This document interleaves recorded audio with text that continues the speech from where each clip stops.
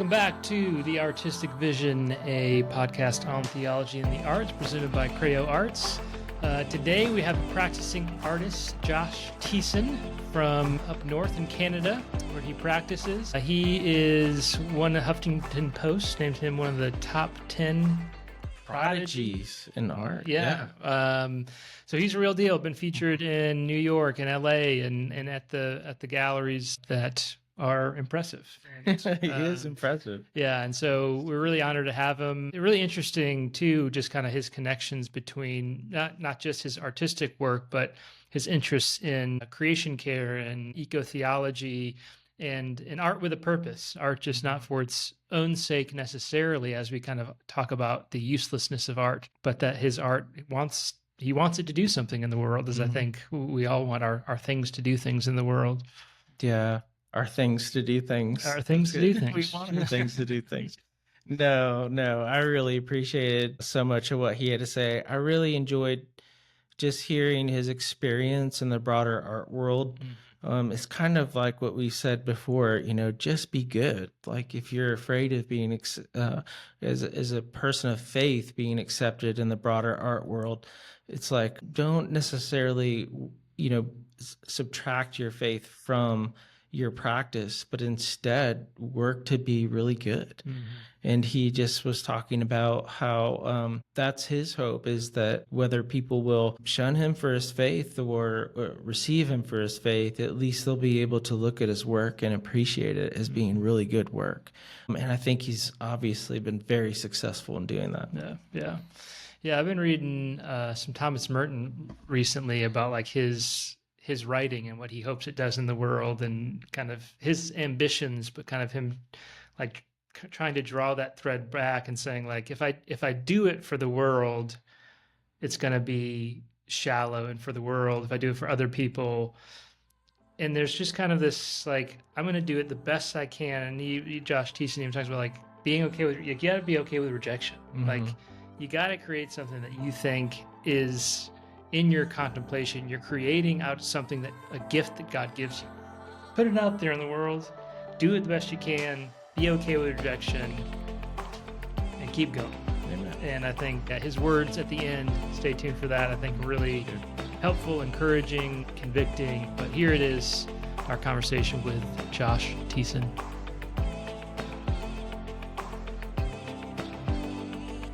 Welcome to the show, Josh Tiessen. Thank you for having me. It's great to be with you guys. It's a pleasure. The first question we ask our guests is, what's your background or your beginning with beauty? So were you raised in an artistic home? Was the church and arts part of your background? How did you kind of arrive at your vocation? Sure. So I don't really come from a family of artists. My last name is Tiessen, which is a good Mennonite name. And if you're familiar with the Mennonites, they're kind of like the Amish. Very pragmatic and not really known as fine art connoisseurs necessarily. So my great-grandfather left the old order community and then joined an evangelical Protestant church. And so my family background has consisted of a lot of farmers and ministers and missionaries. And so my dad and mom were missionaries and professors in Russia, which is where I was born in the 90s in Moscow.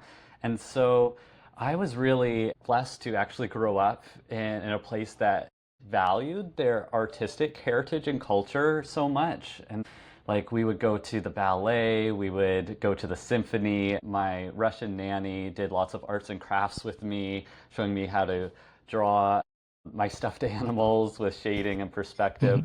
So I think that was really where my first initial like creative abilities developed. And then when my family returned home to Canada, they're Canadians. We lived in a house very close to the woods. And so my brother and I, we would build forts and we would skate on the pond nearby, and there's lots of wildlife around. So I think that was where my interest in natural beauty was really kindled. And shortly after that, I was discovered as a 9-year-old at a church children's club by an elderly lady who's a wildlife and pet portrait artist.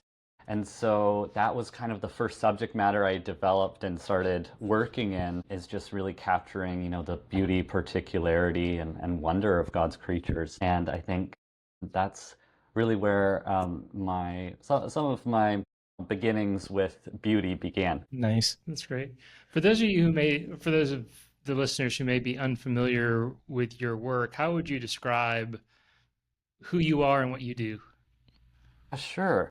So I've worked as a professional fine artist for the last 15 years, creating hyper-realistic oil paintings with surrealistic elements that take anywhere from 300 to over 1,000 hours to complete. And the paintings are layered with ecological themes, Christian and biblical symbolism. And I've been fortunate to have exhibitions of my work in galleries in New York and Los Angeles, and to be able to publish coffee table books, my work, and lecture at universities and seminaries. And so I'm very fortunate to get to do what I love. And I hope that for me, it's more than just, becoming a successful artist or the monetary rewards or accolades, but that what I do can make a difference. I started the Arts for a Change Foundation, which supports nonprofits, conservation work, humanitarian causes. And so hopefully doing art with a purpose has really been my main calling. Nice. I think we have a lot of artists listening to this, but also I think it would be helpful for people, and regardless of their vocation, to hear a little bit about your creative process. Do you have a liturgy in the studio? How do you approach, what are your normal rhythms? Maybe with subject matter, but then on a day-to-day basis, how do you approach making? Yeah, so really the paintings a lot of times start from a place of prayer. I'm meditating on scripture, and ideas come to my mind, and I sketch them out in a little sketchbook that I usually keep on my nightside table in my bedroom in case the inspiration strikes. And then when it comes to actually a day-to-day painting, I'll work around 8 to 10 hours a day, and I'll listen to sermons, I'll listen to podcasts. I've enjoyed listening to yours in the last couple of months. And I also, at the same time, while I wouldn't necessarily I have a form kind of like liturgy, over the years I've gone into the practice of Visio Divina and this kind of sacred seeing, which is something that can be developed, which is kind of like Lectio Divina, which is, sacred reading of the biblical text, but with paintings that many oftentimes have kind of Christian symbols or maybe even biblical precedents. And so taking that and prayerfully meditating, there's been several books that have come in across, like Sister Wendy Beckett and others who have created these visual meditations. And that's also something even in my own personal life, I've written some of my own visual meditations on various historical works of art that have had great meaning to me. So I think it's kind of like sanctifying my imagination has been really important to my own artistic practice, and I think it kind of bleeds over into the paintings I create. Did I not hear that you like other background noise? I'm pretty sure I heard you like some hard rock music. Kind Oh, of. yes. Yeah. I And I do mean, listen that's to part of the music. liturgy too, right? Yeah, sure enough. I mean, I love listening to music across very wide genres, and yeah, I'll listen to some heavy metal. Yeah, I mean, I'll listen to even classic country, like from the Yeah. 60s and 50s. So anything that I find is like very soulful. Like I love listening to the lyrics of music. I just love when there's like storytelling and song. And yeah, I'm not a musician at all. I never got any musical ability. My brother got all of that in the family, but I definitely have a real appreciation for music. Nice, nice. You've mentioned symbols a couple times that you paint with symbolism. What role would you see symbols playing in art as you do Visio Divina or as you create? Yeah, how do you see the work of symbols? Yeah, it's a great question. So when I was 10 years old, my dad read the Chronicles of Narnia to my brother and me as kids, and the figure of Aslan, this powerful metaphor for Christ, really made an impression on me, and I think exposed me to this symbolic world that you could create as an author or even as a visual artist. And so I created a painting, or actually it was a pastel drawing of Aslan when I was 10 years old. That was kind of one of my very first pieces that actually never sold. It hangs above my mom and dad's mantle in their living room just because it was so special. But over the years, my kind of ideas of on symbolism have kind of grown and developed. So I took a class, a graduate class on C.S. Lewis and imaginative apologetics with Dr. Michael Ward, an Oxford professor, and in that course, we dove into, what Lewis thought about like myth and allegory, and he was very opposed to allegory because he saw it as this magisterial metaphor which the author imposes onto the reader, and then once you get what the allegory represents, the story or the myth is basically not of value anymore. It's discardable. And so with my paintings, I really want to, draw on something like what Lewis called was a supposal, like Aslan was a supposal of what a lion might be like in this world of Narnia. And I hope the symbols that my works represent are more exploratory for the viewers and don't kind of limit the scope of meaning, but can provide a place of exploration and mystery that the worlds and narratives that I create can have a value in and of themselves, kind of like Lewis or Tolkien's great myths that they created. Yeah. We've interviewed a couple of visual artists, and some of them will kind of look at the world symbolically. Looking at, we had someone who was a fairy tale artist and talking about the kind of the entrances to worlds as she looked around the world. I'm curious about the way you see the world. Do you look at things symbolically? Has your faith sort of influenced a way of seeing the world in layers or in invisible realities that are represented in the material world that we look at? How do you see the Yeah, world, and how has your faith influenced that? sure.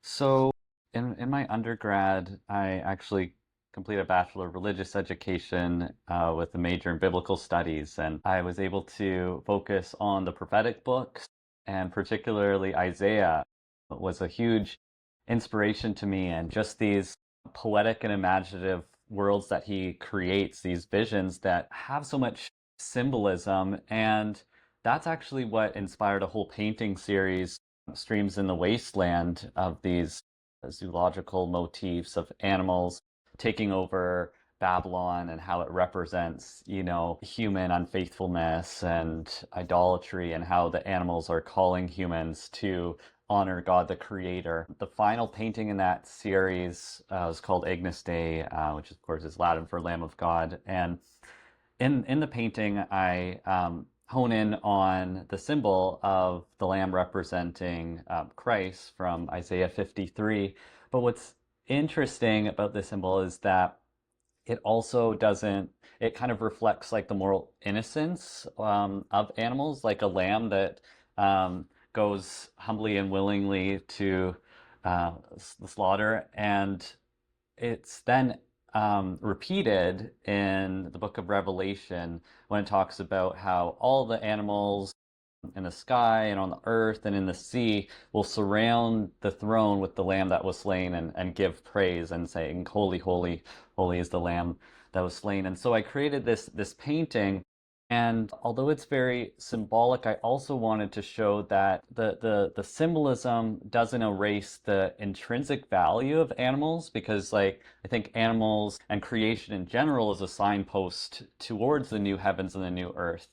Although we live in a fallen world where there's brokenness, and I wanted to reflect that in my painting. There's some endangered species and others that have been genetically modified, sadly. So in that painting, I think it is very representative of kind of how I view the world symbolically as something that is not just only temporary, but it also points to, ultimate restoration of the new heavens and new earth. I'm interested in this connection. You brought it up in your first question about your introduction to beauty, and then about like there's this artistic thing that you have, but also this creational world concern that you see beauty in and have. And I saw in it's Vanitas and Veritas? Veritas. Veriditas. Veritas, yeah. In that, 10% of your sales go to Aroka, organization that preserves and cares for land and land stewardship, things like that, animals. I am really interested in like this artist and agrarian kind of life. I see them very kind of interwoven for my own reasons, but I'm interested in your perspective. How did that come about? Like this artistic, creative, maybe the knock on it would be otherworldly or unconcerned, and this kind of worldly, this earth matters concern. How did those things develop in your own life? Yeah, so from a young age, I was mentored under this well-known wildlife artist, Robert Bateman, out in British Columbia. And he was also a naturalist and conservationist and encouraged me to get involved with local environmental efforts. And so I joined the board of one and also donated my work to raise funds to preserve this park not too far away from where I live. And it wasn't until actually in Bible college that I came across that there's this whole area of study of eco-theology and creation care, and that there's actually good biblical support for being good stewards of the earth that God has entrusted us with. And so as an artist, although I'm not a biologist or a scientist, I've tried to, keep abreast on current affairs and state of the planet, but also show how I think art plays a crucial role in shaping our imaginations and our relationship to the natural world, both in showing its beauty, but then also showing its endangerment at times. And so I think as artists, we're called to have like a prophetic voice to show the fallenness of how things are right now, as well as give a sense of hope. And that's why, like, I love the organization Arasha, which is this Christian global nonprofit started by this British missionary and ornithologist, Peter Harris, also an Anglican priest, I believe. And basically, they inspire hope through doing conservation science, nature academies for kids and people with disabilities, and are making a real practical impact on stewardship. And so I'm happy to support that organization and really resonate with all that they're doing. It's great. Nice. I wondered if you might have some practical things that you might pass on to people who are listening right now, like if there are any tools or resources that are especially inspiring to you right now. Maybe it could be an author, it could be a technology, a tool, it could be a brush or a palette, it could be Oh, where are you finding inspiration right now, or what are you finding especially helpful in your practice? sure. Okay. That's an awesome question.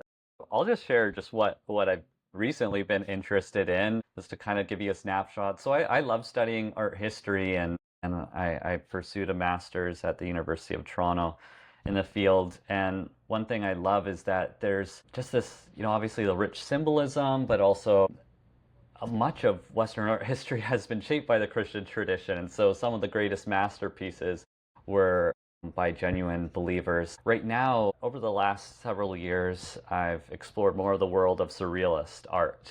And although this movement, began in 1920s in France, really its precedent actually goes a lot further back to artists like Hieronymus Bosch, if you're familiar with him, with his painting Garden Earthly Delights, and shows and depicts creation and the fall and Judgment Day and hell, and there are these ghoulish creatures and fantastical worlds. But having watched documentaries about him and read books, like he was part of an order of lay religious folks who studied scripture and were very much held on to Orthodox doctrine. And he, though, was given permission in the Netherlands, which that was kind of where the other Renaissance was taking place. We're familiar with, the Michelangelo, Da Vinci, and Raphael in Italy, but there are all these other interesting movements taking place, which in some ways were more imaginative. And so a lot of contemporary surrealists, people like Salvador Dali, drew on a lot of Catholic mysticism. And I'm also very interested in Antoni Gaudi, who is this architect from Spain whom Dali just adored, who created the Sagrada Familia Cathedral, a Temple of Light, which is actually still being built. And just how an architect like him or the other artists I mentioned were able to integrate these organic and whimsical worlds, but also with amazing Christian symbolism at the same time. And so I think I want to remind myself and artists who are listening that we stand on the shoulders of giants, of these incredible artists throughout the centuries who grappled with their faith, were able to create something new, something fresh. And so that's where I take quite a bit of inspiration. Actually, for my current painting series, I'm drawing a lot on some of these surrealist artists. What is your current Yeah, thing you're doing here? sure. Yeah. So I'm working on this series, which is probably going to take several years, called Monastery of Misfits. And basically, I've done some reading on these wild saints who lived out in caves and in holes in the ground, but who communed with animals. So obviously, we're all familiar with St. Francis of Assisi, but it really goes much further back to the desert fathers and mothers like St. Anthony the Great, and who's often depicted throughout art history with pigs. And Albrecht Dürer and Hieronymus Bosch painted him. And so basically the idea for this series is tapping into this aspect of church history that I think in how we portray the saints can kind of get overlooked, but also tying it in with hopefully presenting kind of a positive portrayal of contemporary saints in contemporary environments who also are in harmony with the natural world, and so who are sometimes a little bit offbeat or outside of the mainstream culture. And so I'm working on one of the paintings in the series right now, called the Peaceable Kingdom, which is inspired by Isaiah 11, with the passage that talks about the wolf laying down with the lamb, and the leopard and the goat and the little child and the snake. And so I am really excited to be completing this painting and have it on display at a show in New York this fall. But the series will definitely take me several years to complete.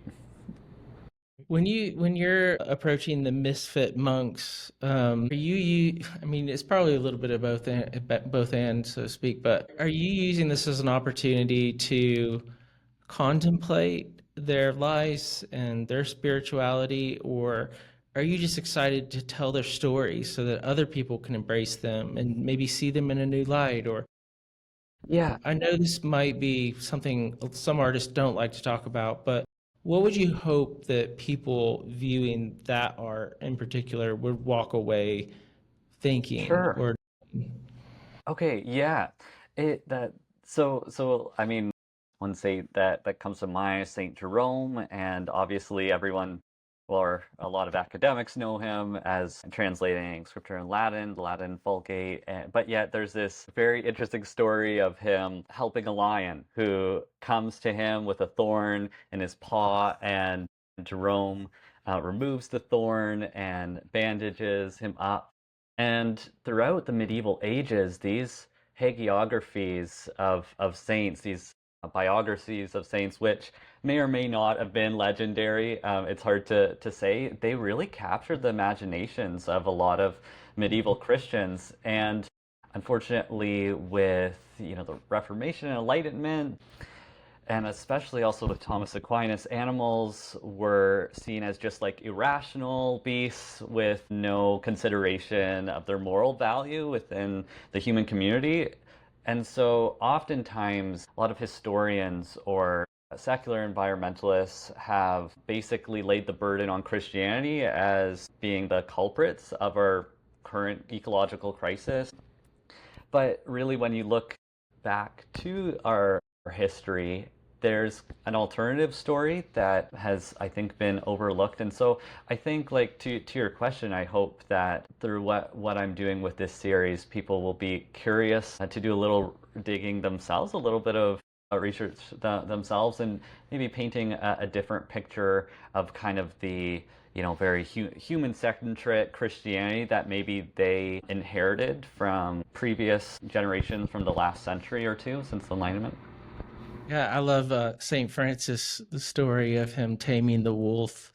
I Yes. mean, there's so many stories that are beautiful and really inspire imagination.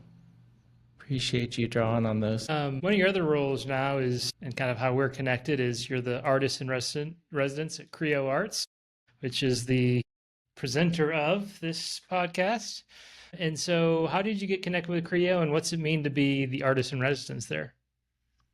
Yeah, so it was honestly kind of like God's providence connecting with Winfield because I had emailed this other organization, Blessed Earth, looking for a quote by Hildegard of Bingen, which Matthew Sleeth, their director, had put together. And it just so happened that his wife, who emailed me back, said, "Hey, I know this person, this artist named Winfield Bevins. I think you'd have a lot in common with them."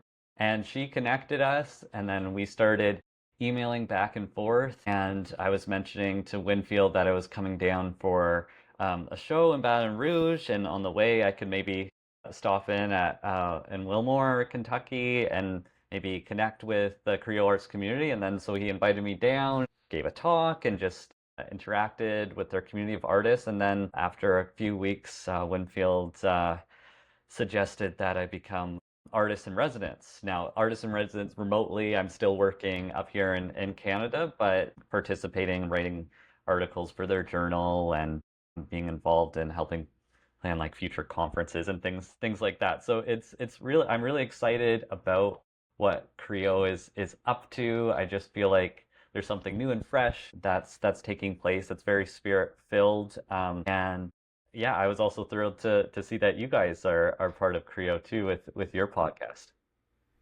It's a good group. We got a good squad going. Great crew. All right, last question. We want to give you the last word. So, I mean, I think it's interesting to me for you to give this, like as somebody who's, you probably there's more ways to make it, but we could call you a successful artist, Christian artist, kind of not just an artist who's a Christian, but he's doing Christian things in his art. What advice or encouragement or rebuke would you give Christian artists?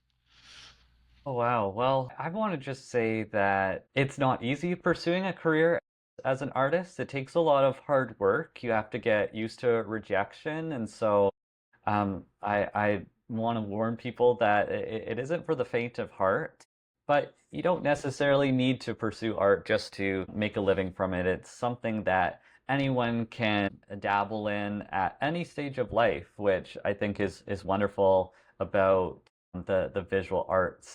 It's not like you need to be athletic necessarily, like in a sport, which at a certain age you might not be able to play. Art is something you can return to at any stage. I would say though that maybe one thing that I have tried to do in my life is not to kind of sequester myself only within like the church subculture of certain arts communities that although I've been involved in various arts ministries and helped curate a gallery at my church, I've shown in galleries and in art fairs and museums where I might be the only Christian among the roster of artists. And I've really tried to pursue excellence in my work so that if people might not resonate with my worldview, at least they will respect the work and the quality of what I do. And so I think sometimes in the church we have a spirit of mediocrity where we are so focused on grace, grace, that we kind of give ourselves a pass when it comes to artistic quality and excellence, that, oh, like the Spirit will make up for our shortcomings. But I think that's just an improper way of viewing things. Like when I think about God's blueprints for the tabernacle or the temple and the Old Testament and the costly gemstones and yarns and exotic woods that were required to build his dwelling place, I think it reflects that God's desire and value for quality. And so now obviously there's pitfalls with, you know, artists having big egos and becoming narcissistic. And so there's things that I would also critique kind of the secular art world at the same time, to say that no, isn't our savior, that there are teachings from the life of Jesus that actually would enhance our ability to create art and to keep our egos in check. I actually had a New York gallery owner tell me that being a Christian is what actually gave me a bit of an edge in the art world, an advantage, because Christ calls me to live a life of humility and contentment, and which was pretty surprising being told this by like a secular Jew. But you know what, that I've just tried to be faithful, like to go through the open doors that have been presented to me. And I also would encourage believers who might think the art world is just this secular liberal place that Christians are barred entry. And while that might be true to some extent, I've actually found a lot more openness to faith and spirituality, especially when you just share your own personal story and what personally inspires your work. I found that the art world is a place that can be welcoming. I think sometimes Christians have just not engaged with that community and been intentional enough to explore those spaces. So I hope that provides some encouragement to your audience. Good word. That's great. Yeah, that's great. Appreciate it. Well, Josh Tiessen, we appreciate your work. We appreciate all you're doing and all the worlds that you're doing them in. So thanks for being with us today and sharing your wisdom. Thank you so much, guys. It's a pleasure joining you. All right.